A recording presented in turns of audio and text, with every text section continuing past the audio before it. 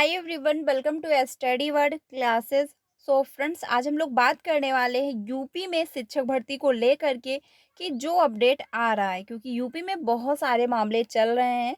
और जब जो है नई शिक्षक भर्ती की बात की जाती है शिक्षा मंत्री जी से, तो वो कहते थे शिक्षक और छात्र का जो अनुपात है वो बराबर है। यानी शिक्षा मंत्री जो हैं वो क्या कहते थे, शिक्षा मित्रों को जोड़ करके बता देते थे कि शिक्षक और छात्र का अनुपात जो है इक्वल है। लेकिन हाईकोर्ट की तरफ से एक आदेश आया जिसमें उन्होंने ये कहा कि आप शिक्षा मित्रों को जो है शिक्षक के रूप में ऐड नहीं कर सकते, क्योंकि जो जिसका पद है वो वही रहेगा। जब शिक्षा मित्रों की सैलरी 10,000 है और जो शिक्षक है उनकी सैलरी ज़्यादा है, तो इनको जो है आप उन्हीं के बराबर इक्वल नहीं कर सकते हैं। ठीक है, तो ये काफ़ी अच्छी गुड न्यूज़ है फ्रेंड्स, क्योंकि अब जो है शिक्षा मित्र जो थे वो अलग हो जाएंगे। तो नॉर्मल सी बात है, जो 1,44,000 पद बताए जा रहे थे शिक्षा मित्रों के, वो जो है अब खाली हो जाएँगे। तो बहुत जल्द वैकेंसी देखने को मिलेंगी। साथ ही जो है अपडेट आया हुआ है कि यूपी में प्राथमिक भर्ती को लेकर कोर्ट का बड़ा फैसला जो है वो हम लोग समझेंगे। वहीं पर जो है योगी सरकार शिक्षा मित्रों को जो है बड़ा झटका, क्योंकि कोर्ट ने फाइनली बोल दिया है कि शिक्षा मित्रों को आप शिक्षक के रूप में ऐड नहीं कर सकते हैं।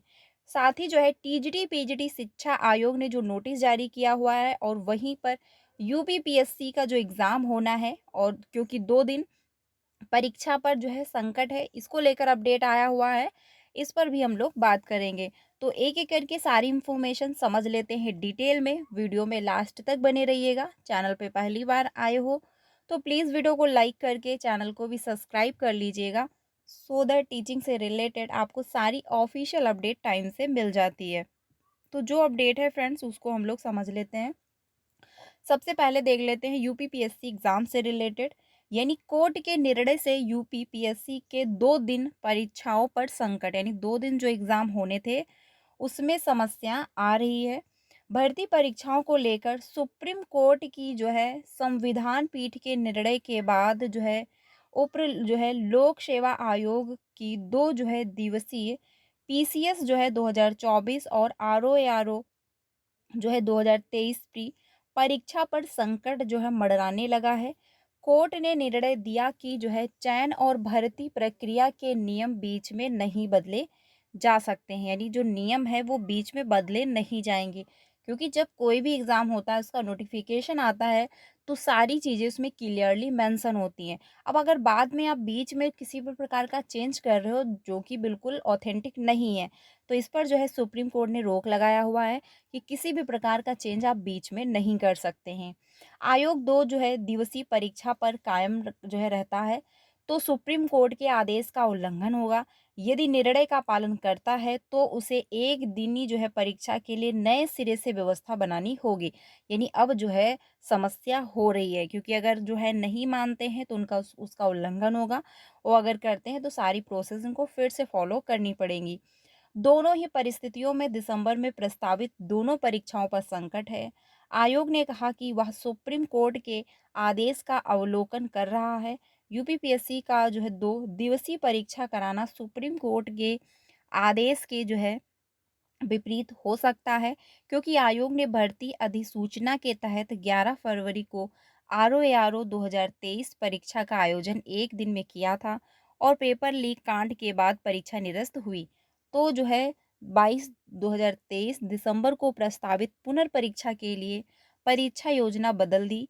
पीसीएस जो है प्री का जो है प्रारूप भी बदल कर यह 7 और 8 दिसंबर को प्रस्तावित कर दी।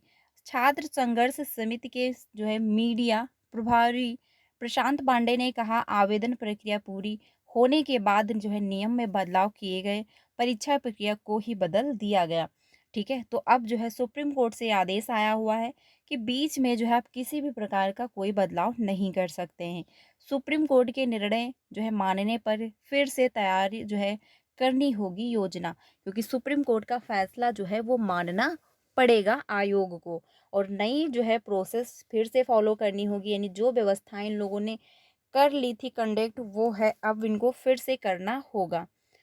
वहीं पर अपडेट एक फ्रेंड्स ये भी है कि हाई कोर्ट ने रद्द की बेसिक शिक्षकों की तबादला नीति, यानी कि हाई कोर्ट की तरफ से एक आदेश ये भी आया हुआ है कि जो टीचरों को तबादला यानी उनका ट्रांसफर कर दिया जाता था, उनका विलयन हो रहा था, उस पर जो है रोक लगा दी है।